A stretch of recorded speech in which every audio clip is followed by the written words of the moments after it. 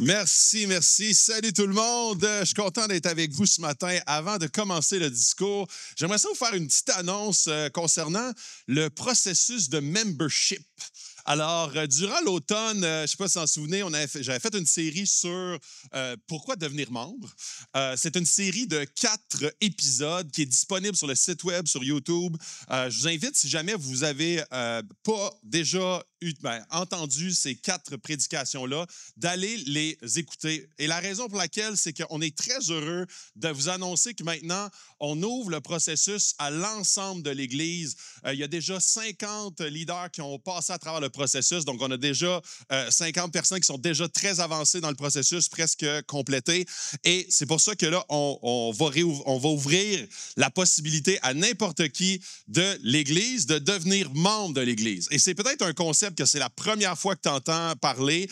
Ce n'est pas seulement un concept administratif. En fait, loin de là, c'est un concept qui est spirituel et pastoral. Le but du membership, c'est de mieux te connaître, mieux prendre soin et de mieux savoir qui est dans l'Église pour prendre soin les uns des autres. Et non pas seulement tu fais partie d'une corporation, tu es membre d'une corporation, tu as des votes à prendre. Oui, tout ça en fait partie, mais c'est beaucoup plus profond et beaucoup plus spirituel que ça. Et c'est pour ça que je t'encourage beaucoup à aller écouter ces 4 prédications-là. La mise en place des membres d'Acts 21, c'est une étape clé dans notre processus de croissance, clé dans notre processus aussi où est-ce qu'on veut davantage s'améliorer sur comment prendre soin. On veut être une église qui n'est pas juste une église qui se rassemble. Et comprenez-moi bien, Acts 21 va toujours rester une église ouverte, une église où est-ce que n'importe qui chemine avec Dieu va être bienvenu. Donc, n'importe qui veut venir à l'Église, explorer, cheminer progressivement sur une longue période de temps va toujours être bienvenu. Par contre, on veut également offrir la possibilité de cheminer d'une façon officielle et de pouvoir faire de Acts 21 ton Église. Alors, devenir membre, c'est une manière de déclarer qu'Acts 21, c'est ton Église. C'est de montrer ton désir de t'y engager activement. Puis pour nous, c'est de bénéficier aussi du soutien des leaders de la communauté. C'est de connaître. Et moi, j'ai trouvé ça extraordinaire. Quand on a fait les différentes entrevues, ça nous permettait de connaître les leaders, avoir une certaine interaction avec eux. Des fois, ça faisait très longtemps qu'on ne leur avait pas parlé et ça permettait justement d'avoir un dialogue. Devenir membre à Acts 21 comporte un aspect administratif, mais c'est vraiment beaucoup, puis on veut mettre vraiment l'emphase sur l'aspect pastoral. Si Acts 21, c'est ton église, je t'encourage vraiment à considérer le fait de devenir membre. Devenir membre, comment ça va se passer, puis je ne veux pas complexifier, pas du tout. Puis si tu as des questions, ça va être vraiment une belle opportunité pour explorer la chose. Ça fait 14 ans qu'Acts 21 existe. Et c'est la première fois qu'on ouvre cette possibilité-là. Il y a plusieurs personnes qui sont comme « Ah, il me semble que ce n'est pas dans la culture d'Acts 21. » Et tu as raison. Mais on a vu les désavantages de ne pas avoir de membres. Et les désavantages étaient vraiment, on ne sait pas qui est dans l'Église et qui on doit prendre soin dans l'Église. Parce que c'est comme « Ah, je l'ai vu, il me semble. » Tu sais, puis moi, ça m'est déjà arrivé tellement de fois. « Hey, salut, t'es nouveau à Acts? Non, ça fait 2 ans que je viens. » Ah, OK. Et ça, c'est catastrophique. C'est catastrophique parce que si on ne s'est pas croisé au bon moment dans l'Église, je ne sais pas que tu viens à l'Église. Et c'est exactement ce qu'on veut adresser de front avec cette dynamique-là. Alors, il y aura 4 étapes. 4 étapes qui t'engagent à rien dès le départ. La première, puis je t'invite à prendre ça en photo si tu trouves que c'est compliqué, comment je l'explique. C'est 4 étapes très simples. La première, c'est lire le document d'information qui va être disponible en format papier à l'accueil. Donc, ce matin, on a imprimé une tonne de copies. Alors, tu peux en prendre un et tu peux le lire et ça te donne une tonne d'informations. Pas juste sur le processus, mais aussi sur tout ce qui est le fondement de ce qu'on appelle le membership. Que tu sois décidé à devenir membre ou que tu sois en réflexion, c'est vraiment un document qui est intéressant à lire pour te faire une idée. Ce document décrit à quoi cela correspond d'être membre à Acts 21 et se trouve sur la table de l'accueil à la sortie. Deuxième étape, c'est d'assister à la soirée InfoMembre qui se tiendra le 31 mars et c'est un Zoom. Alors, tu sais, tu te dis, ah, moi, c'est tough de me libérer, c'est facile, tu te branches d'une oreille sur Bluetooth, tu écoutes ça, ou tu es vraiment avec moi sur l'écran, peu importe. En fait, cette rencontre-là va être enregistrée. Alors, si tu es comme, ah, moi, j'ai déjà quelque chose le 31, c'est pas grave, tu peux la consommer n'importe quand durant la semaine. Et lors de cette soirée-là, on explique chacun des points du membership et à quoi ça sert. Ensuite de ça, la troisième étape, après que tu aies assisté à cette rencontre-là, puis lors de cette rencontre-là, on va répondre à toutes tes questions. Tu as n'importe quelle question et il n'y a pas de mauvaise question, on va répondre à ces questions-là. Ensuite, la troisième étape, c'est de remplir le formulaire d'adhésion, qui est un formulaire très simple. Et par la suite, quatrième étape, tu vas avoir une rencontre avec un membre de l'équipe pastorale. Et cette rencontre-là, c'est pas pour passer un test puis à la fin, réussite ou échec. En fait, c'est vraiment pour mieux te connaître et mieux t'accompagner dans ce processus-là de devenir membre de l'Église. Suite à cela, vous serez accepté comme membre et par la suite, on va avancer dans le processus. Alors, c'est tout simple que ça. Si tu as des questions, n'importe quelle question, tu peux écrire à info@commercialax21.com. Alors, les éléments importants, il y a un document à la sortie que tu peux lire. Ensuite de ça, deuxième étape, assister à la soirée du 31 mars qui est en Zoom, alors dans le confort de ton foyer. Ensuite de ça, si tu ne peux pas être là le 31 mars, tu peux l'écouter en différé. Ensuite de ça, remplir le formulaire d'adhésion et finalement, avoir une belle rencontre, une discussion avec un membre de l'équipe pastorale. Est-ce que c'est clair? Yeah! Alors, c'était mon annonce pour ce matin, mais c'est un peu différent ce matin. C'est moi qui ai la chance d'apporter la parole de Dieu sur un sujet qui me porte particulièrement à cœur. Et vous allez voir qu'est-ce que ça va comprendre, le sujet de ce matin. Avant d'embarquer dans le sujet, j'aimerais ça te raconter quelques histoires, ou plutôt quelques anecdotes. Il y a quelques semaines, mon garçon Noah s'est acheté une montre sur Internet. Une montre connectée. Okay? Puis c'était vraiment gros dans sa tête. Là. On dirait que cette montre-là, elle allait lui permettre d'aller sur la Lune. Alors, tous les jours, je vous dis, puis c'était une montre qui arrivait de la Chine. Alors, tous les jours, à partir du moment qu'on l'a commandée, Noah me demandait où est rendue ma montre. Puis là, il voulait qu'on aille à la poste tous les jours. Et là, on allait à la poste, on se dit, en fait, là, je dis, après 2 jours, ça n'arrivera pas. C'était à peu près 1 mois de transport, d'accord? Alors, après 2 semaines, je disais, OK, on va aller à la poste, mais je savais que ce n'était pas arrivé. En fait, ça a duré 2 mois, OK? Mais je vous le dis, tous les jours, ma montre, le tracking, s'il te plaît. Puis là, c'était une attente qui était très, très présente, OK? En fait, je ne vous dis pas l'application dès le départ. Noah, il avait très hâte que sa montre arrive. D'un autre côté, il y a des moments où l'attente nous prend par surprise. Deuxième histoire. À un moment donné, à notre premier enfant, elle s'appelait Emma. Et Emma, en fait, c'était une grossesse de ma femme. Et à un moment donné, je ne sais pas pourquoi, elle avait peut-être un feeling. Et elle m'a dit, puis moi, j'enseignais à Longueuil. Elle était rendue à 32 semaines de grossesse. Et là, elle a dit, si je t'appelle, tu réponds. Peu importe le moment. Donc là, moi, j'enseignais, blablabla. Et à un moment donné, je vois mon cellulaire et là, je vois ma femme. Alors, je me dis, moi, je me souviens, si j'appelle, tu réponds. Alors, je sors, je dis, on va prendre une pause. Je sors dehors, puis elle dit, je viens de crever mes os. Pour ceux qui ne sont pas enceintes, 32 semaines, c'est comme 2 mois à l'avance. En fait, c'est une nouvelle qui nous a pris beaucoup par surprise. Et là, je suis rentré dans le cours, je dis, OK, on s'en va, là, c'est fini. Puis là, je pogne mon char, puis là, tout le long, oh non! Puis là, j'imaginais le pire scénario, puis c'était la catastrophe. Et en fait, on n'avait pas la chambre de prête, on n'avait pas le berceau, on n'était pas prêts. On s'est fait prendre par surprise. Et ça a bien été. Elle est en santé aujourd'hui, elle a 12 ans, alors ça a bien terminé. Alors, on n'était pas tout à fait prêts. On avait une attente. C'était une attente, en fait, où est-ce qu'on était à moitié prêt parce qu'on ne pensait pas que ça allait être à ce moment-là. Troisième histoire. Vous allez voir, là, je vais l'expliquer à la fin, OK? Troisième histoire. Y en a-tu qui se marient cet été? Yes! Hey, bonne main, applaudissements, vous félicite!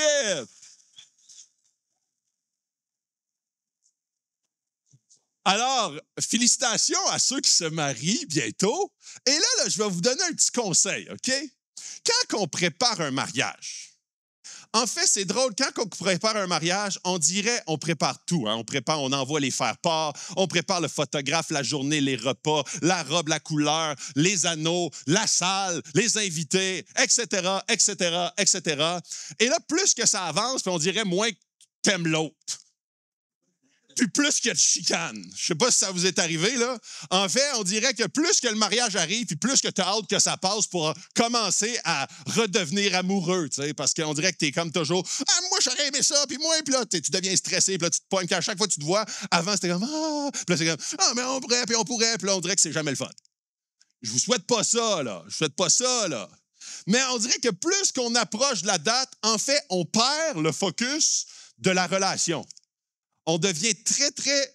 le mariage, c'est supposé d'être un moment où est-ce qu'on célèbre la relation dans le couple, mais souvent, on en perd ce qui en fait la force. Alors, le lien avec notre texte ce matin, l'attente, c'est aussi ce que vivent les disciples dans Matthieu 24. Jésus va se faire crucifier bientôt. Et en fait, les disciples viennent voir Jésus et Jésus leur parle de son retour. Un événement certain, mais imprévisible. Il y en a certains qui vont se laisser surprendre et être pris au dépourvu. Quand ma fille est arrivée un peu en retard. Il y en a d'autres qui vont regarder leur montre tous les jours, ou en fait, aller à la poste tous les jours. Ils sont comme... Puis même, des fois, ça les rend anxieux. Puis ils perdent de vue le retour parce qu'ils sont comme dans l'attente et ça crée un sentiment d'insécurité. Certains vont se préparer en détail, mais peut-être oublier l'essentiel, comme dans un mariage. Comme une personne qui prépare tout, sauf d'aimer l'autre. Aujourd'hui, Jésus annonce son retour et invite ses disciples à vivre dans une attente active et non passive. Ce n'est pas une attente où on croise les bras en espérant que tout se passe bien, c'est une attente qui transforme notre manière de vivre aujourd'hui. Aujourd'hui, je vais parler de la fin des temps. Et c'est un sujet qui est clairement dans l'air du temps. C'est un sujet qui crée parfois un grand malaise. Et là tu sais, je ne vous donnerai pas une date du retour de Jésus. Ça ne se fait pas, ça. Parce que Jésus a dit, il n'y a personne qui connaît la date, même pas les anges. Fait que j'imagine que c'est pas moi dans mon salon qui va dire, ouais, ça revient en 2012. Hein, on a eu c'était la fin du monde. Après ça, il y a comme des prédicateurs qui sortent toujours une date. Oh, ouais, ça le fait le 5 avril, ça le fait le 18 mars, ça le fait... Il n'y en a pas de retour. En fait, il n'y a pas de date qu'on peut savoir. C'est biblique de ne pas le savoir. Mais Jésus dit, mon retour est imminent. Jésus nous donne 3 choses essentielles à retenir. Les signes avant de son retour que je vais parler, pour ne pas être surpris, l'assurance de son retour pour vivre avec espérance tous les jours et l'appel à la vigilance pour nous préparer activement, mais sans perdre le focus sur ce qui est essentiel. Et finalement, je vais terminer avec une conclusion de persévérer jusqu'au bout. Alors, plongeons maintenant dans les paroles de Jésus pour comprendre comment on doit vivre aujourd'hui dans ce que Jésus a dit il y a 2000 ans. Pourquoi on parle de son retour? Pour renforcer notre espérance, pour nous encourager à vivre une foi vivante et aussi pour raviver l'urgence de partager l'Évangile. Et c'est exactement le focus de Jésus lorsqu'il a partagé tout ça avec ses disciples. On tourne dans Matthieu 24, si vous avez vos Bibles, si vous avez vos applications, tournez avec moi dans vos Bibles dans Matthieu 24, ça va être là qu'on va se situer ce matin. Et je vous invite à lire le passage au complet. Moi, je vais aller dans plusieurs versets dans le chapitre 24 qui est assez long, mais je vous invite à le lire au complet cette semaine. C'est vraiment un texte qui est riche. Jésus, dans son discours sur le mont des Oliviers, prépare ses disciples aux événements qui vont venir. Il ne cherche pas à les effrayer loin de là, mais à les fortifier dans leur foi pour qu'ils ne soient pas trompés, ni découragés, ni défocusés, mais qu'ils gardent le focus au bon endroit dans la suite des choses. Avertissement de Jésus. Tu sais, on voit souvent avant un film, avertissement. Ce matin, il y a peut-être des gens que dans les paroles mêmes de Jésus que je vais transmettre, vous soyez choqués, ébranlés, des fois apeurés. Ce matin, le but du message n'est aucunement de créer une réaction vis-à-vis du texte ici, mais une compréhension divine éclairée par le Saint-Esprit. Pour que nous, en tant que chrétiens, ou si tu ne connais pas Christ, et que ce matin, c'est la première fois que tu mets les pieds ici, tu puisses comprendre qu'il y a une urgence de d'agir, que tu sois chrétien ou non. Et Jésus, quand il adresse ça avec beaucoup d'amour, beaucoup de compassion, mais beaucoup de réalité. Alors, je ne voudrais vraiment pas que ce matin, tu comprennes mal l'objectif du message. L'objectif est le même que Jésus. C'est de comprendre qu'en tant que chrétien, on ne peut juste vivre de façon passive et désintéressée en attendant Christ. C'est un retour qui est imminent et éminent de plus en plus de jour en jour. Et je souhaite vraiment qu'à la fin du message, tous dans cette salle, on puisse avoir un désir de reconnecter avec notre époux, qui est Jésus. Dans la Bible, dans Éphésiens, l'Église, c'est l'épouse de Christ. Et Jésus, c'est l'époux. Et l'époux revient pour un mariage avec son Église. C'est une image qui est utilisée dans la Bible. Et en fait, on n'est pas appelé à s'endormir exactement comme, je ne sais pas si vous vous souvenez de la parabole des 10 vierges qui apparaît dans Matthieu 25. Jésus expose cette parabole-là pour exposer comment est-ce qu'il y a des gens dans l'Église, il y en a qui sont endormis et il y en a qui sont dans l'attente réelle et prêts pour le retour de Christ. On est appelés tous et chacun à être prêts pour son retour et c'est une bonne nouvelle, son retour. Mais ça va être une très mauvaise nouvelle également pour certains. Matthieu 24, versets 4 à 6. « Prenez garde que personne ne vous séduise, car plusieurs viendront sous mon nom disant, « C'est moi qui suis le Christ » et ils séduiront beaucoup de gens. Vous entendrez parler de guerre et de bruit de guerre. Gardez-vous d'être troublés, car il faut que ces choses arrivent, mais ce ne sera pas encore la fin. » J'arrête là. Jésus décrit plusieurs réalités qui marqueront le monde avant son retour. Les faux messies. En fait, il parle de gens qui vont se faire passer pour lui. Puis là, on dit, en fait, en ce moment même, il y a 3 personnes sur la terre très connues qui ont une secte et qui se disent la réincarnation de Jésus. Il y en a une personne qui est au Brésil, une autre personne en Russie, puis une autre personne en Corée. Et ces 3 personnes-là, ensemble, ont environ 150 000 adeptes. Et ça, on se dit, OK, ça n'arrive pas souvent. En fait, les vrais faux messies qui nous guettent aujourd'hui, c'est beaucoup plus les faux messies du faux évangile. C'est en fait souvent des gens qui sont au sein de l'Église et qui disent des choses qui nous détournent du vrai évangile et de Christ lui-même. C'est un faux messie. Quand on croit à quelqu'un d'autre que Christ, mort et ressuscité, c'est un faux messie. Quand je vous promets des choses et qu'à moi va la gloire sur le stage, je suis un faux messie parce que tu mets ton espoir en moi plutôt qu'en Christ. Et ça arrive beaucoup dans les églises. Et je vais aller de façon plus systématique. Dans les faux messies, il y a des leaders charismatiques qui se prétendront être des sauveurs, des idéologies, des grands leaders, des mouvements, des croyances qui prennent la place de Christ. Ils ne se disent pas toujours s'appeler Jésus, mais ils prennent la place de Christ dans nos vies, dans la vie des gens et promettent un salut hors de l'Évangile. Les guerres, les conflits, les tensions géopolitiques, l'instabilité mondiale, est-ce que c'est quelque chose qu'on entend en ce moment? Plus que jamais. Plus que jamais. Puis on dirait que chaque fois qu'il se passe un nouveau... En fait, on a toujours l'impression, j'espère qu'en 2025, on va avoir un peu plus de paix. Est-ce qu'on a plus de paix en 2025 qu'en 2024? Loin de là. En fait, les bruits de guerre deviennent de plus en plus évidents. On dirait qu'on est toujours dans l'attente de à quand la 3e guerre mondiale.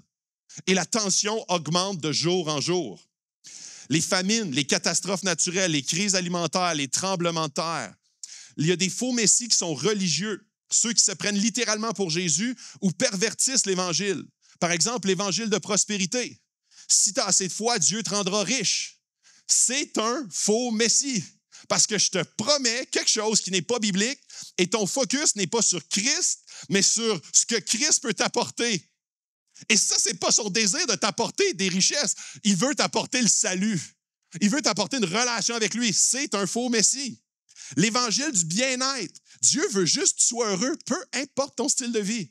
L'obéissance, ça importe peu. Tu sais, comme tes valeurs, c'est tes valeurs. Les valeurs de l'autre, c'est les valeurs de l'autre. Vive et laissez vivre. Dieu veut que tu sois heureux. On est comme, hey, ça, j'aime ça, cet évangile-là. C'est un faux messie. Pourquoi? Parce que ça parle à notre chair, Puis on est comme, hey, ça, cette église-là, elle commence à m'intéresser. Mes valeurs, chacun ses valeurs, vive et laissez vivre, un petit message qui fait du bien, puis de moins en moins de Christ dans l'Église. C'est un faux messie, un faux évangile qui nous défocus complètement. Ensuite de ça, on a l'évangile du légalisme. Si tu suis toutes les règles, tu vas être sauvé. Et ça aussi, de la même façon, c'est un faux messie dans l'Église. Pourquoi? Bien parce que Christ, il est venu non pas pour t'imposer la loi, mais pour l'accomplir. La loi, puis c'est drôle parce que Paul, une année, il dit la loi tue, mais l'esprit vivifie. Et c'est exactement ce qu'on voit, c'est que Jésus, il dit, non, si je te frappe comme ça avec la loi, mais sans esprit, ça va être écrasant, oppressant. Pourquoi? Parce que personne ici, personne ne peut accomplir la loi. Alors, si je te dis, si tu es assez hypocrite pour que le monde autour croit que tu es capable d'accomplir la loi, good for you, tu vas monter de même dans l'Église. Et là, ça devient des églises légalistes que les plus autoflagellants montent bien et obtiennent un poste de plus en plus prestigieux. Et là, on écrase l'Assemblée, on écrase l'Église. Combien j'ai d'amis qui ont quitté la foi parce qu'ils se sont fait imposer du légalisme. Et là, c'est comme, tu vas être un bon petit gars, tu vas être un bon grand gars, tu vas être un bon jeune adulte parce que tu suis les règles, mais aucune relation avec Christ. Mais sais-tu quoi? Christ veut te rendre parfait à travers son esprit qui habite en toi. Mais Christ a accompli la loi parfaitement. Il est mort pour toi, pour prendre ta condamnation devant Dieu, pour te réconcilier avec Dieu, pour qu'après ça, il te donne son esprit qui lui t'aide à marcher de jour en jour. Des fois, tu tombes, il te relève et il dit, un jour, tu seras parfait au ciel avec moi quand ta nature ne viendra pas continuellement t'hypothéquer. Mais je suis mort et j'ai accompli la loi. Alors, voyez comment est-ce que le légalisme, ça peut être très subtil. On peut prêcher l'obéissance, mais sans vie. Et l'obéissance sans Christ et son esprit, c'est quelque chose qui détruit parce que tu es incapable d'obéir. Combien d'entre nous se sentent souvent dépassés, puis on dit, pourquoi je retombe encore? Mais savez-vous quoi? Jésus s'en attend. Parce que c'est notre nature pécheresse. Même Paul, le grand Paul, je fais ce que je veux pas faire. Même lui. Fait que j'imagine que le petit Philippe, lui tout, il va faire ce qu'il peut pas faire. Il a besoin de Christ tous les jours, comme chacun d'entre nous ici. Les faux messies idéologiques. Ceux qui veulent remplacer Dieu. L'argent et le matérialisme. Si tu es riche, tu es béni. La science, la technologie et même aujourd'hui le transhumanisme. Ou est-ce que l'humanité n'a plus besoin de Dieu? On est devenu éternel. Et là, tu sais, combien de gens ont eu des doutes? Ont eu des doutes, même par rapport à la science, parce qu'on est complètement, tout le temps bombardé par rapport à, on n'a plus besoin de Dieu. On a maintenant la science. Mais ça, je vous encourage à ne pas enterrer vos doutes, mais aller à fond dedans et les explorer. Parce que moi, je me souviens à l'âge de 18 ans jusqu'à 24 ans, j'avais beaucoup de doutes vis-à-vis de la science. Plus que je me plongeais dans l'exploration de mes doutes et d'aller dans le fond des choses, et plus que c'est venu fortifier ma foi. Parce que Dieu n'a pas peur de la science, il l'a créée. Et souvent, on a la perception que si mon prof de peu importe quoi à l'université ou au cégep le sait, ça veut dire que c'est vrai. Mais je me rendais compte que plus que j'allais dans le fond des choses sur plusieurs aspects que la science, puis peu importe ton doute, et plus que je voyais que plusieurs d'entre eux, c'est « Ah, ça, c'est un pas de foi rendu là. » Comme le début de l'humanité. Essaye d'expliquer ça, toi, scientifiquement. Il y a quelque chose, quelque part, qui n'a pas de début. Ah, c'est le Big Bang. OK, mais ça, c'est rendu ton Dieu. Ça veut dire que ça a plus de sens, que le Big Bang est éternel. Il n'y a pas de début. J'avais cette discussion-là avec mon prof. Il disait, ouais, ça, c'est sûr que c'est comme un glitch là, quand on s'ostine là-dessus entre scientifiques, parce que, OK, mais avant le Big Bang, il y avait quoi? Il y avait quelque chose d'éternel. Ouais, ça, c'est ce qu'on appelle un Dieu. Tu peux l'appeler Big Bang, ton Dieu. Moi, je l'appelle Dieu. Mais on arrivait à un point où est-ce qu'on avait un pas de foi toutes les deux à faire. Lui, il l'appelait science, moi, je l'appelais Dieu. Mais on avait un méchant pas de foi à faire toutes les deux. Les mouvements politiques sociaux, un parti, une idéologie peut sauver le monde. Et ça, c'est souvent ce qu'on promet. Je veux pas rentrer dans la politique, Mais enfin, si on pouvait redevenir grand à nouveau.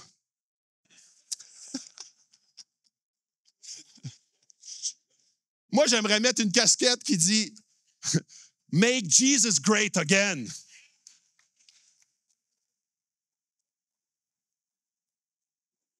Le problème, c'est que tout cela remplace l'espérance en Christ avec une solution humaine qui a une limite très prochaine. Les faux messies culturels, ce que le monde vénère, les gourous du développement personnel, les célébrités, les courants spirituels du nouvel âge, l'univers te donnera ce que tu veux. Si tu es en lien avec la terre ou la mer, la grande mer ou le soleil ou la lune ou peu importe, ces influences redéfinissent la vérité et éloignent les cœurs de Christ. Toujours. Quel faux sauveur ou idéologie occupe actuellement une trop grande place dans ton cœur et risque de t'éloigner de Jésus? Comment ne pas être trompé? Et c'est subtil, hein? C'est subtil. Parce que souvent, c'est une petite vérité qui nous semble attractive. En fait, c'est un petit mensonge mélangé avec de la vérité qui nous semble attractive. Et plus que ça s'implante dans nos vies, et plus que le mensonge s'implante subtilement dans nos vies. Et à un moment donné, on se rend compte que c'est notre valeur primaire et que c'est ça notre foi, plus que Christ. Il se passe quelque chose et c'est notre premier refuge. Dieu, dans toute sa parole qui est sainte, il nous dit tout le temps, s'ancrer dans la Bible pour discerner le vrai du faux. Ne pas chercher un sauveur ailleurs qu'en lui. Et rester vigilant. Rien sur terre ne peut remplacer Jésus. Rien. Tozer, A.W. Tozer, qui est un théologien, dit ceci, « Le plus grand danger n'est pas celui qui nie ouvertement Christ, mais celui qui prétend le représenter tout en déformant un peu son message. » Alors, très souvent, les fausses doctrines et les fausses valeurs s'implémentent au sein même de l'Église, pas en disant « Christ n'est pas vrai ». Christ est vrai, mais avec un peu d'ajout, un peu d'édulcorant, un peu de Splenda, ça passe mieux. Ne pas, puis ça, l'application finale de ce point-là, ne pas laisser les événements du monde éteindre notre foi. Rester ancré dans la Bible pour discerner le vrai du faux. Se rappeler que Jésus règne toujours, même dans le chaos. Même dans le chaos actuel, en fait, il l'a prévu. Même dans la tempête, Jésus est dans le fond du bateau et il est en fait le roi des éléments. Mais il dort et il est là. Des fois, on a l'impression que Dieu doit être en train de perdre le contrôle. Pas du tout. Tout s'accomplit selon son plein contrôle. Se rappeler que Jésus règne toujours, même dans les tempêtes. Jésus ne se contente pas d'annoncer ses signes, il donne aussi une mission claire. Alors, on continue. Matthieu 24, verset 12-14. « À cause de la progression du mal, l'amour du plus grand nombre se refroidira. » C'est-tu pas ce qu'on voit? Tout à fait. « Mais celui qui persévérera jusqu'à la fin sera sauvé. Cette bonne nouvelle du royaume sera proclamée dans le monde entier pour servir de témoignage à toutes les nations. Alors viendra la fin. » Ce passage soulève une question importante. Puis même une petite question de polémique. Est-ce qu'on peut perdre notre salut ou pas?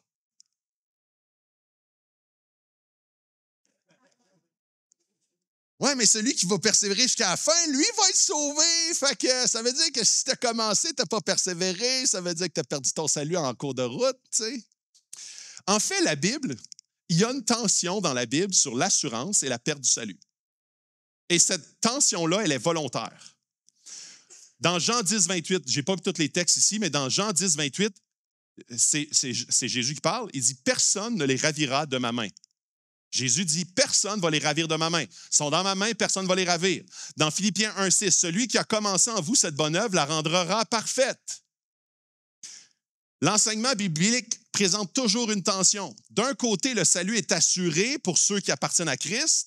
De l'autre, la Bible met en garde contre l'abandon de la foi et insiste sur la persévérance. Dans 1 Jean 2, 19, « Ils sont sortis du milieu de nous, mais ils n'étaient pas des nôtres. » Ça veut dire que dans l'Église, tu peux faire tous les bons moves. Fait que tu peux sortir de l'Église, mais tu n'étais pas des nôtres, tu n'étais pas de la famille de Dieu. Ou quand Jésus dit, t'as prêché en mon nom, t'as guéri du monde en mon nom, mais je te connais pas. Et ça, c'est toujours des passages. Oh. Ils sont comme en vert dans ma Bible, parce que ça me donne... Oh.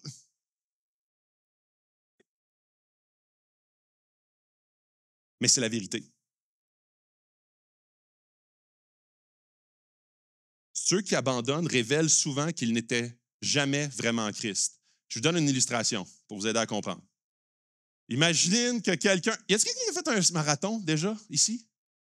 Yes. Hey, 2, 3. Boy, vous êtes bon. Alors, il y a des gens qui font des marathons, qui s'entraînent, et ils ne terminent pas la course pour devenir un coureur. Ils terminent la course parce qu'ils sont un coureur. Et ça, c'est la nuance, exactement le même principe par rapport à la vie chrétienne. Tu persévères parce que tu es chrétien. C'est pas facile de persévérer. C'est pas facile. Pas facile pour personne. Imaginez sans l'Esprit de Dieu. Et ça ne veut pas dire que tu ne vas pas lutter. Parlez-en à nos 3 marathoniens, le 22e kilomètre. Tu as fait la moitié, puis tu as mal partout, puis tu as le goût de mourir. Ça arrive, ça, en tant que chrétien. Au milieu de ta vie chrétienne, tu es comme, j'ai l'impression de ne pas être chrétien. Souvent, ça m'arrive avant de prêcher, ça. Je suis comme, hey, on dirait, je me frustre après mes enfants, puis là, je m'en vais. Kumbaya, suivez Jésus, puis il va vous donner de la douceur et de la joie. Là, je me dis, je ne dois pas être chrétien, je suis au 22e kilomètre. Alors, je dis, OK, c'est pas par ma force, et là, ça devient vraiment vrai, là. Ça devient vraiment vrai parce que c'est sûrement pas par ma force et par le fait que je suis bon intrinsèquement que je suis capable de. C'est seulement par l'Esprit de Dieu qui m'accompagne. Cette tension entre assurance du salut et avertissement contre l'abandon ne doit pas nous effrayer, mais nous encourager à demeurer fermement attachés à Christ. Si ton refuge, c'est de t'auto-flageller puis d'être turn-off dans ta foi, c'est pas ton bon refuge. Ton bon refuge, c'est d'aller au pied de la croix puis de dire, c'est pas par mes forces, c'est à cause seulement de toi et de ton œuvre à la croix. C'est le seul refuge. C'est le seul refuge. Il y a un appel à la persévérance de la part de Jésus dans un monde où la foi chrétienne est de plus en plus marginalisée. Où est-ce qu'éventuellement, on n'aura sûrement plus le droit de prier nulle part. En ce moment même, puis là, on est comme, ouais, persécutés, là, peut-être qu'il va y avoir une loi qui va nous empêcher de prier. Là. En ce moment même, au moment où je vous parle, 360 millions de chrétiens sont persécutés, emprisonnés et torturés à travers le monde. En ce moment, les continents les plus torturés vis-à-vis de l'Évangile, il y a l'Afrique, il y a tout ce qui est la Corée et la Chine, et la Russie, et quelques territoires en Amérique du Sud. 360 millions de chrétiens, en ce moment, sont sous persécution. Ici, c'est beaucoup plus le confort qui est une persécution. Parce que souvent, c'est comme, j'ai pas besoin de Jésus pour vivre, je suis capable de payer mes comptes. Et ça, c'est beaucoup plus notre piège en tant que Nord-Américains. On se détache de Dieu parce qu'on ne sent pas vraiment qu'on a besoin de lui pour survivre. Et ça devient la façon dont l'ennemi nous rend stériles. En tant que chrétiens, en tant que famille chrétienne et en tant qu'Église. Voici les raisons les plus communes selon un rapport de Church Insight de 2021. Pourquoi les gens ne persévèrent pas? Le premier signe de déconnexion avec Dieu, c'est éventuellement une absence d'une foi authentique et personnelle. Quelqu'un qui se repose seulement sur le groupe pour se garder attaché à Dieu, éventuellement, il est fortement à risque d'abandonner la foi. L'influence des priorités concurrentes. Combien d'entre nous ont plusieurs priorités concurrentes à Jésus? Le manque de réponse aux doutes et l'influence de la sécularisation. Là-dedans, il y en a plusieurs qui nous assaillent de toutes parts continuellement. On ne doit pas être surpris par l'opposition, mais accepter comme une réalité.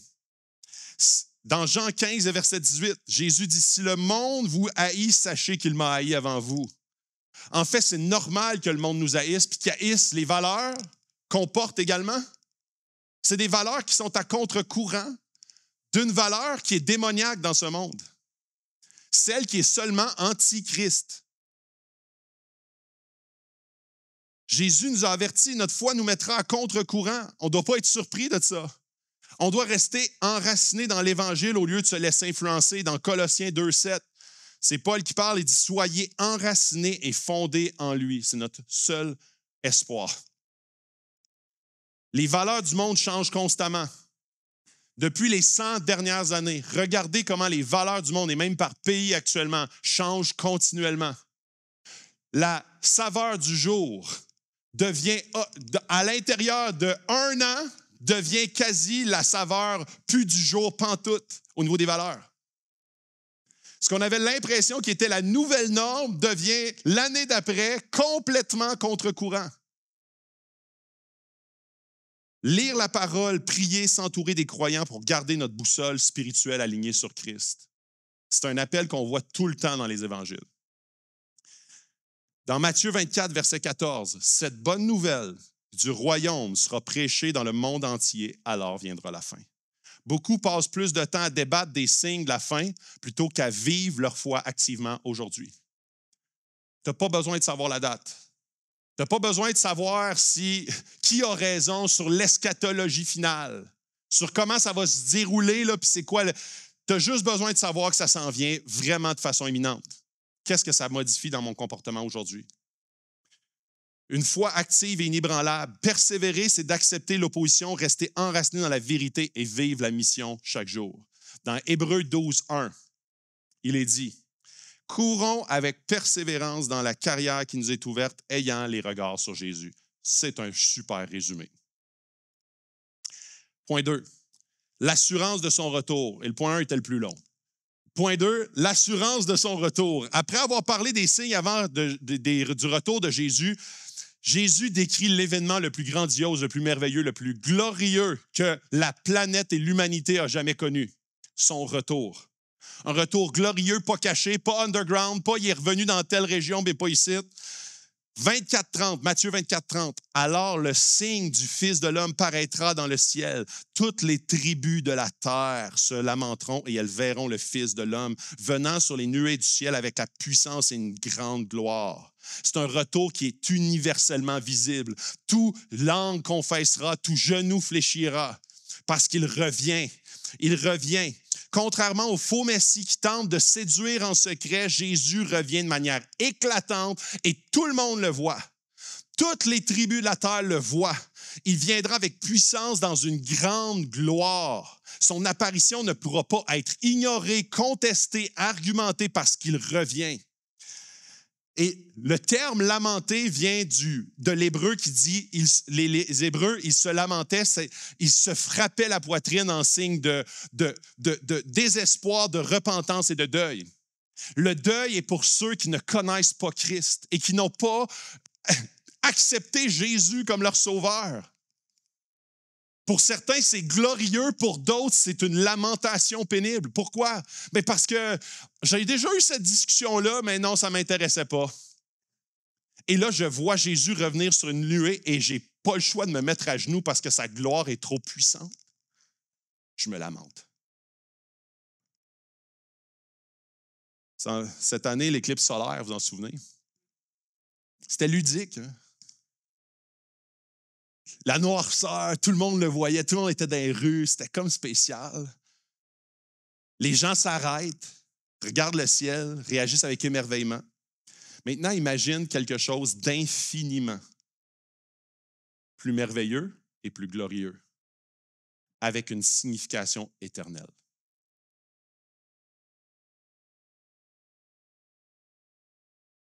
Jésus revenant avec majesté, éclipsant toutes les puissances terrestres. Tous les rois du monde, tous les présidents, premiers ministres, dictateurs tombent à genoux en se lamentant ou en adorant et en se réjouissant. C'est un ou l'autre. Dans Apocalypse 1,7, « Voici, il vient avec les nuées, et tout œil le verra, même ceux qui l'ont percé. » John Piper dit « Le retour de Christ n'est pas un espoir vague, c'est une certitude aussi claire que le soleil qui se lève. » On ne devrait pas être surpris ni pris au dépourvu. Son retour, c'est une certitude, pas une hypothèse. C'est un retour qui va apporter justice et restauration. Dans Luc 21, 28, il est dit « Quand ces choses commenceront à arriver, redressez-vous, levez vos têtes parce que votre délivrance est proche. » Pour les croyants, c'est une espérance et une délivrance. Pourquoi? Bien parce que notre roi arrive. Le retour de Christ signifie la fin des souffrances, des persécutions, des injustices, des maladies, c'est en fait des incertitudes, de l'anxiété, des stress. Notre roi arrive. Il établira un règne de paix, de justice éternelle. Ce n'est pas un jour de crainte, mais un jour de joie. Tim Keller, un des pasteurs que j'apprécie beaucoup, il dit « L'Évangile ne nous donne pas seulement l'espoir d'un futur meilleur, il nous assure que le meilleur est à venir. » C'est quelque chose qui va être grandiose, qui va transformer notre existence et l'existence de l'humanité. Beaucoup de chrétiens souffrent aujourd'hui, mais ce passage nous rappelle que notre espérance ne repose pas sur ce monde. L'injustice sera renversée, les fidèles recevront leur récompense. Matthieu 25, 34. Pour les non-croyants, c'est un avertissement avant qu'il ne soit trop tard. Dans Matthieu 24, 31, « Il enverra ses anges avec la trompette retentissante et ils rassembleront ses élus des 4 vents d'une extrémité des cieux à l'autre. » Ça fait référence à un tri. Et c'est dur, ces paroles-là. Ceux qui appartiennent à Christ seront assemblés, les autres seront laissés en dehors du royaume. Charles Spurgeon, un grand prédicateur, disait que personne ne pense qu'il peut rejeter Christ maintenant et l'accueillir plus tard. Son retour sera soudain et il jugera avec justice. Ce n'est pas un retour neutre. C'est un jour de gloire pour certains et de jugement pour d'autres. C'est quelque chose qui est lourd de sens. Puis ce matin, je ne sais pas comment tu te sens dedans. Si tu es un chrétien puis que Jésus est ton sauveur, c'est comme ça crée une frénésie. Puis moi, ça me donne des papillons. Puis je me dis, hey, puis cette semaine, en préparant ça, c'est un wake-up call. Je suis comme, OK, ouais, c'est vrai, là. Hey, comment, Phil, là? C'est plus le temps de t'engourdir avec toutes sortes de patentes à gauche puis à droite. Jésus revient. Mets tes priorités aux bonnes places. Mais en même temps, ça se peut que ça te shake en dedans puis de faire, ouais, moi, Jésus, je suis encore en questionnement. Je t'invite à te questionner, vraiment. Et ce matin, ce que Jésus veut faire avec toi, c'est te connaître. En fait, il veut que tu le connaisses. Il est mort pour toi. Et l'Esprit, ce matin, s'il commence à te titiller, puis il commence à faire comme... Puis là, t'es comme, non, OK, ça, il me semble que c'est un peu... Il me semble qu'il est intense, là. Ça va passer, là, demain, la semaine prochaine va être plus doux, là, tu sais. Je vais oublier ça cette semaine, ça devrait s'estomper. Non. Non. Relis ça cette semaine, réécoute la preach, puis là, t'es comme, Jésus revient. Jésus revient. Et il va trier ceux qui sont à Christ et ceux qui ne sont pas à Christ. Sommes-nous prêts à rencontrer Jésus? Nos proches connaissent-ils cette espérance? Est-ce qu'on vit avec l'urgence de partager l'Évangile? Le retour de Jésus, c'est certain et ça sera visible. Pour les croyants, c'est un jour d'espérance, de restauration. Pour ceux qui ne connaissent pas, c'est un avertissement à ne pas l'ignorer. Finalement, l'appel de Jésus. 3e point. Veillez et soyez prêts. Et ça, je vous le dis, c'est un point pour nous autres, tout le monde ici. Après avoir décrit les signes avant son retour glorieux, Jésus termine son discours sur le mont des Oliviers par un appel direct à ses disciples. Soyez prêts. Il ne donne pas ce message pour susciter la peur, mais pour encourager une vigilance active et persévérante. Donc, Matthieu 24, verset 36. Quant à ce jour et à cette heure, personne ne la connaît, ni les anges des cieux, ni le Fils, mais le Père seul. Même Jésus ne connaît pas le jour de son retour. Matthieu 24, verset 42. Restez donc vigilants, puisque vous ignorez à quel moment votre Seigneur viendra.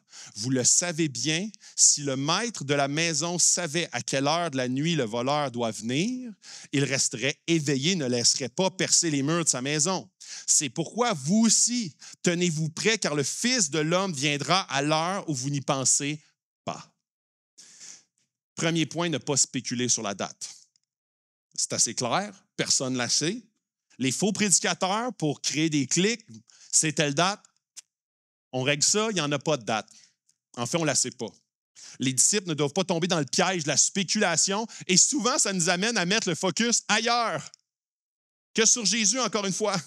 C'est pas pour rien qu'il nous dit, en fait, c'est pas pour rien qu'il ne nous communique pas la date.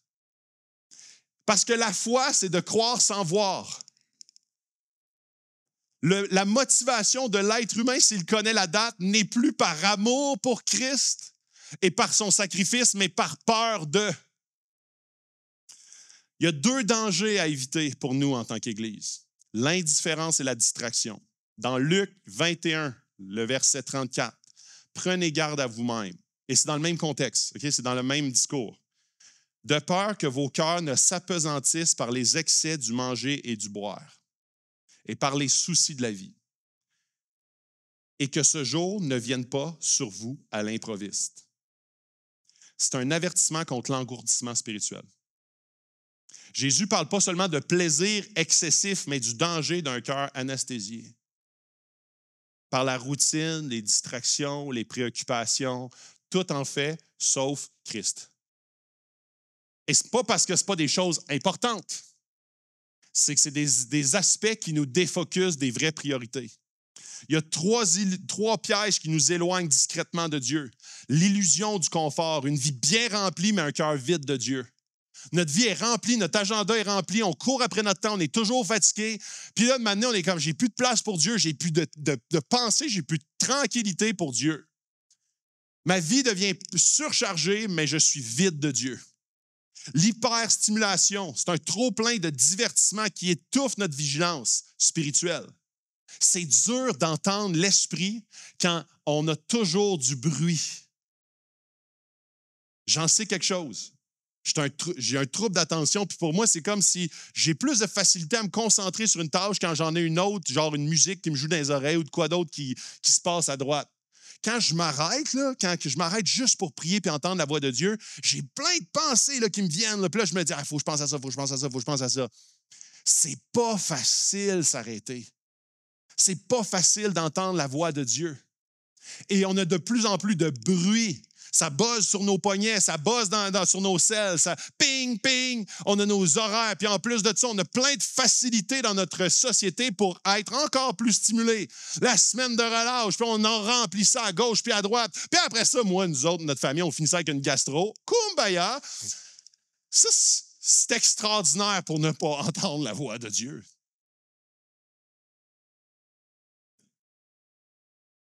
Les soucis écrasants, tant d'inquiétude que la confiance en Dieu s'efface. Comment on reste éveillé spirituellement? Refuse la foi en pilote automatique. Une relation avec n'importe quelle personne se nourrit quotidiennement. Une relation avec Dieu se nourrit quotidiennement. Éteins les distractions pour créer des moments privilégiés avec Dieu. C'est une discipline spirituelle d'être dans le silence. Vois chaque défi du quotidien à la lumière de l'éternité. Ce qui compte vraiment dure pour toujours. Cherchez d'abord le royaume de Dieu. Pas facile, particulièrement aujourd'hui. Notre quête de dopamine continuellement, notre quête d'un moment de plaisir, c'est vraiment particulièrement dans notre ère actuelle difficile. Charles Spurgeon, encore une fois, disait « Satan ne veut pas que vous niez Christ. Il veut juste que tu le reportes à demain. »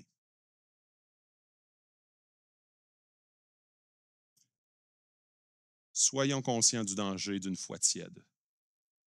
Jésus ne demande pas d'être des fanatiques, mais d'être connectés à lui chaque jour et passionnés de lui.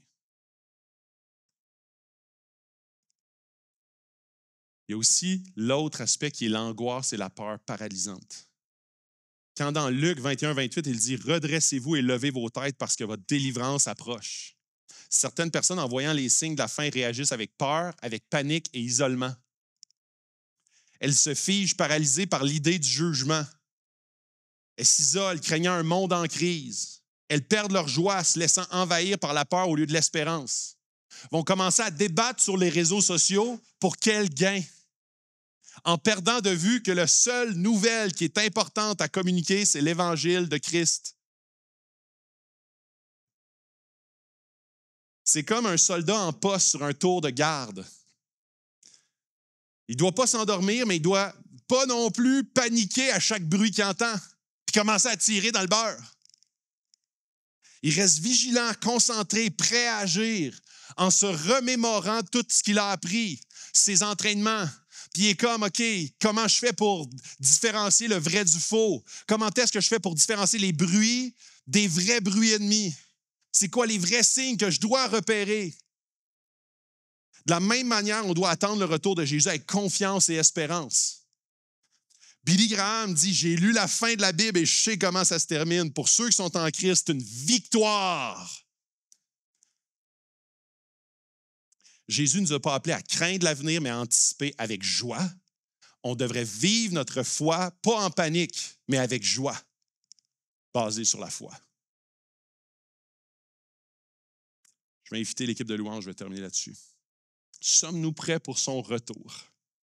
Comment est-ce qu'on vit notre attente aujourd'hui? On est appelé à persévérer jusqu'au bout. Tout converge vers la croix et le retour de Christ. Dans Hébreux 10, 23, il est dit « Retenons fermement la profession de notre espérance, car celui qui en fait la promesse est fidèle. » On parle de Jésus ici. L'histoire ne se termine pas avec notre attente. Elle trouve son sens dans ce que Christ a déjà accompli à la croix. Son retour glorieux est inséparable de son sacrifice. Keller, encore une fois, dit « Si Jésus est mort pour nous, alors il nous aime plus que nous pouvons l'imaginer. Et s'il revient, alors notre plus grand espoir n'est pas dans ce monde, mais en lui. » C'est normal que le monde va mal. Et il va aller de plus en plus mal. Parce que Dieu, en ce moment, a laissé le prince des ténèbres gouverner jusqu'à ce que Jésus revienne pour gouverner. La croix, c'est le fondement de notre attente. Pourquoi pouvons-nous attendre Jésus avec certitude? Parce qu'il a tout accompli à la croix. Pour aucune autre raison. S'il n'y a pas de croix, tout le monde se lamenterait. Ici, comme ailleurs dans le monde. Parce que le retour de Jésus serait pour juger tout le monde. À cause de la croix, dans Jean 19, 30, Jésus dit « Tout est accompli ». Qu'est-ce qui est tout accompli? Ton salut pour ceux qui remettent leur foi en Christ. C'est ça, tout est accompli. Il a tout accompli de pardonner ceux qui mettent leur foi en lui. Quand Jésus a crié ces mots, il n'annonçait pas seulement la fin de son œuvre de rédemption, mais l'assurance que son retour est certain. S'il a déjà tout donné pour nous, pourquoi douterions-nous qu'il reviendra pour nous chercher? À la croix, Christ a payé le prix pour nos péchés. On peut attendre son retour sans crainte du jugement. À la croix, Christ a démontré son amour parfait. Il est allé jusqu'au bout, souffrant et supportant tout.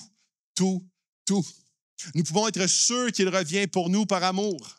À la croix, Christ a vaincu la mort. Son retour est l'aboutissement de cette victoire. Dans Romains 8, 32, il est dit « Lui qui n'a point épargné son propre Fils, mais qui l'a livré pour nous tous, comment ne nous donnera-t-il pas aussi toutes choses avec lui? » Nous attendons un roi dont les mains portent encore les marques des clous, un sauveur dont l'amour a déjà été prouvé à la croix. Vivre dans la lumière de la croix en attendant son retour, c'est ce qu'on est appelé à faire. On ne regarde pas seulement les signes de la fin, mais la croix qui garantit la fin.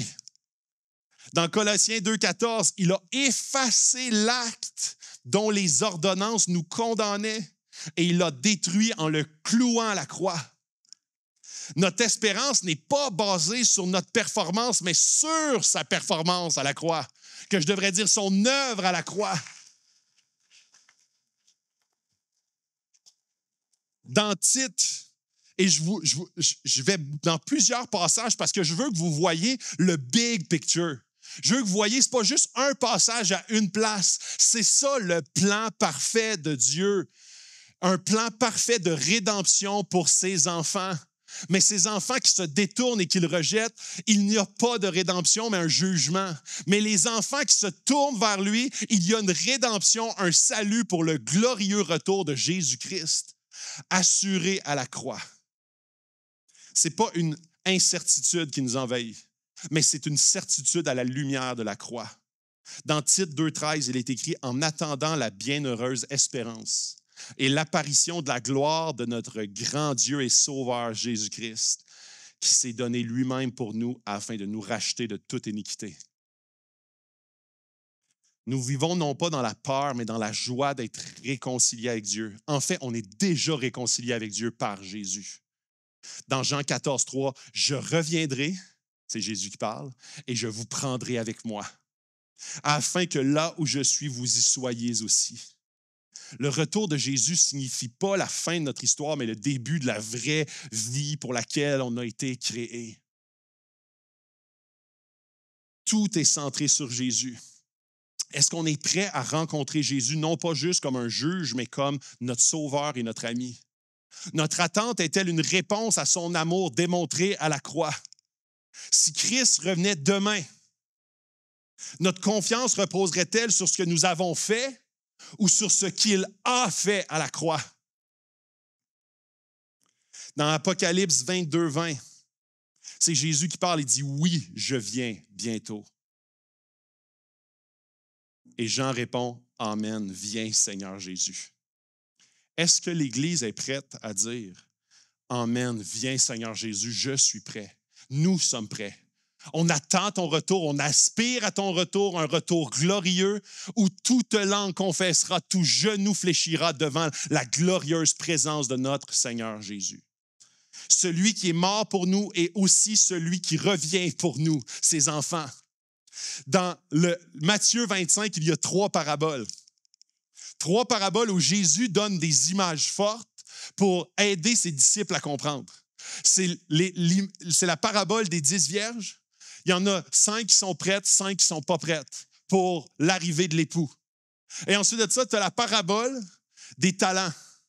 Certains qui enterrent le talent et certains autres qui le font fructifier.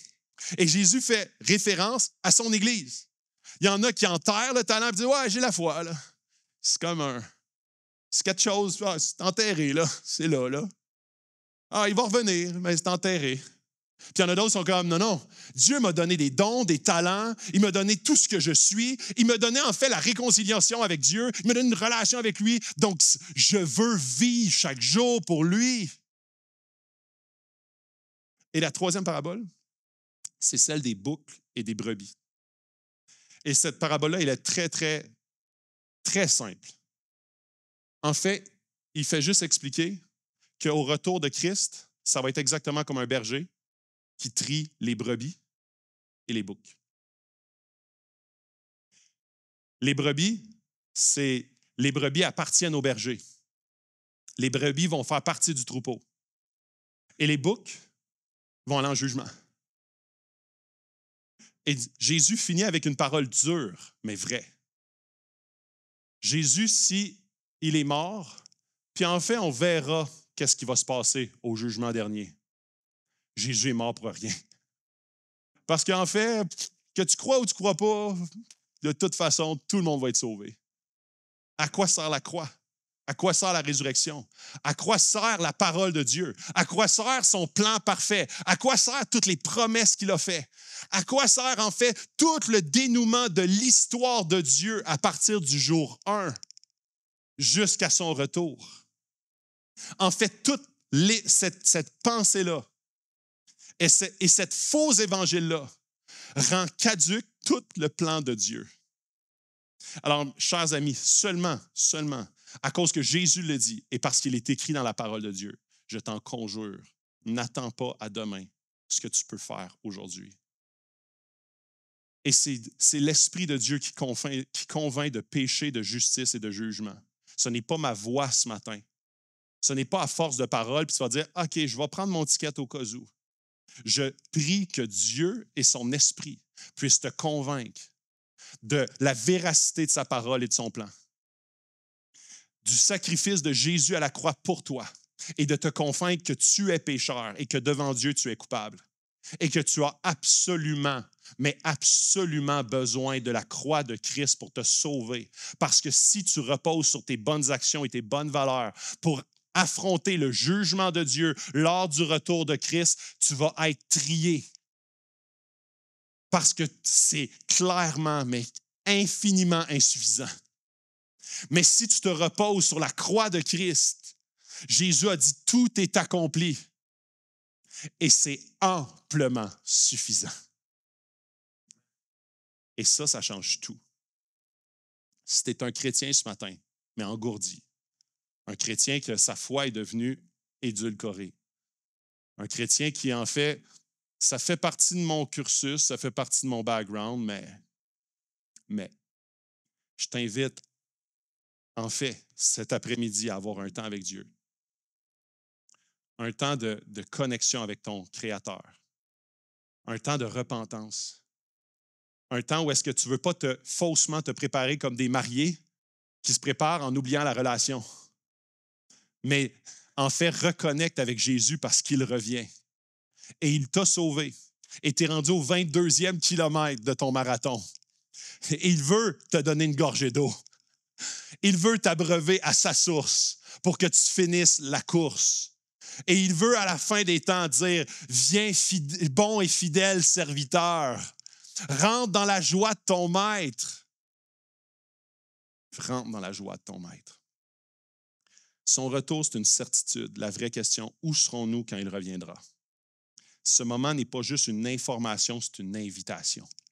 Jésus ne veut pas seulement que nous sachions qu'il revient, il veut que nous soyons à lui et avec lui. Le salut ne se mérite pas, il se reçoit, comme dans Éphésiens 2,8. Remettre sa vie à Jésus, c'est passer de la mort à la vie, comme dit Jean 5, 24. Aujourd'hui est le jour du salut, dit 2 Corinthiens 6,2. Peut-être que tu ressens un tiraillement en toi actuellement, en ce moment. Ce n'est pas une coïncidence, c'est Dieu qui t'appelle. Ne repousse pas cette décision. Ne pense pas que tu as tout le temps devant toi au monde. Jésus revient, il veut que tu sois de ceux qui lèveront la tête avec joie et non dans la crainte du jugement. Je veux prendre un temps pour prier ce matin et faire un appel. Un appel au salut. Un appel à la repentance pour les chrétiens qui disent « Je veux reconnecter avec toi, Dieu ». Un appel à une reconsécration, à une sanctification. Et je veux faire 2 types d'appels. Le premier appel, c'est vraiment une conversion. Si ce matin, tu es comme là, puis tu luttes avec... En fait, je n'ai jamais fait ce pas de mettre ma foi en Christ. Mettre sa foi en Christ, ça veut dire, Jésus, je sais que je suis pécheur, je reconnais mon péché et je sais que tu es mort pour moi à la croix. Et en fait, je crois dans ton sacrifice, je crois dans ta résurrection et je fais ce pas de foi. Je remets ma vie entre tes mains. C'est ça, une conversion. C'est pas plus compliqué que ça. Et je vais faire un moment de prière. Un moment de prière, si tu veux m'accompagner dans cette prière-là, dans ton cœur, je t'invite à prendre ce pas-là de faire un pas avec Dieu dans la conversion. Et après ça, je vais faire une prière pour l'Église. Une prière de reconsécration, une prière de Jésus, ton retour est imminent. Aide-nous à être trouvés bouillants pour toi. Pas tiède. Pas tiède. Bouillant pour toi, en feu pour toi, une foi vibrante pour toi. On va courber la tête, fermer les yeux. Si tu veux donner ta vie à Christ ce matin, aujourd'hui, je t'invite à faire cette prière avec moi. Seigneur Jésus, je reconnais que j'ai vécu loin de toi. Que mon état, c'est un état de pécheur. Que mon péché me coupe d'une relation avec le Créateur, Dieu de l'univers. Je crois, Jésus, dans ton sacrifice à la croix qui est parfait et suffisant pour prendre sur toi la condamnation qui m'était réservée Et je crois en toi, Jésus, que tu es ressuscité et qu'aujourd'hui, tu vis à la droite de ton Père et qu'un jour, tu reviendras pour me chercher. Je prends cette décision aujourd'hui de m'avancer devant toi, Dieu, et de te remettre ma vie, de remettre tous mes fardeaux et mes péchés et ma vie passée. Et je te demande de me pardonner entièrement et me laver de toute iniquité. Par ton sang, Jésus. Merci pour ton amour et ta grâce. Amen. Je veux prier également pour toute l'Église.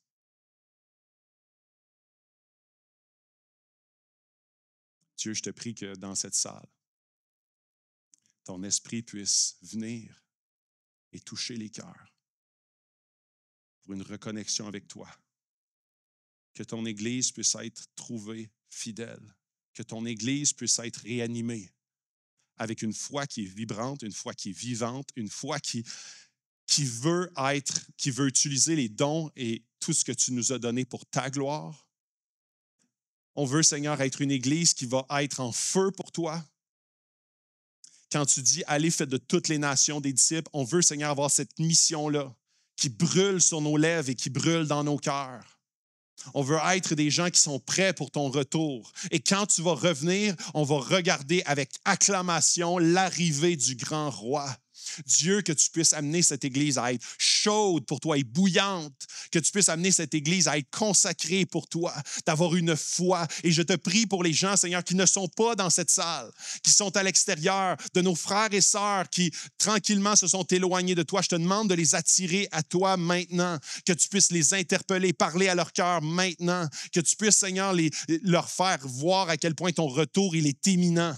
Et ton retour est une certitude et que on veut, Seigneur, être trouvés fidèles.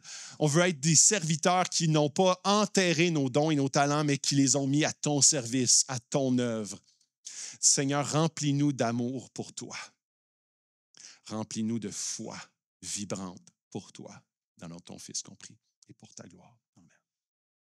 Si ce matin, tu as besoin de prière, ou si tu as pris le choix de faire une prière de conversion, une prière de consécration, puis tu aurais besoin de prière, il y a des gens à l'arrière qui sont là, sont disponibles pour prier pour toi, t'accompagner. Si tu as des questions, je t'invite à aller les voir sans gêne. Ils vont être là tout après la présentation de ce matin, le culte de ce matin. Alors, ne reste pas seul, ne reste pas dans ce que tu vis en ce moment dans ton cœur et que tu puisses continuer à cheminer avec Dieu. Bon matin, Acts 21.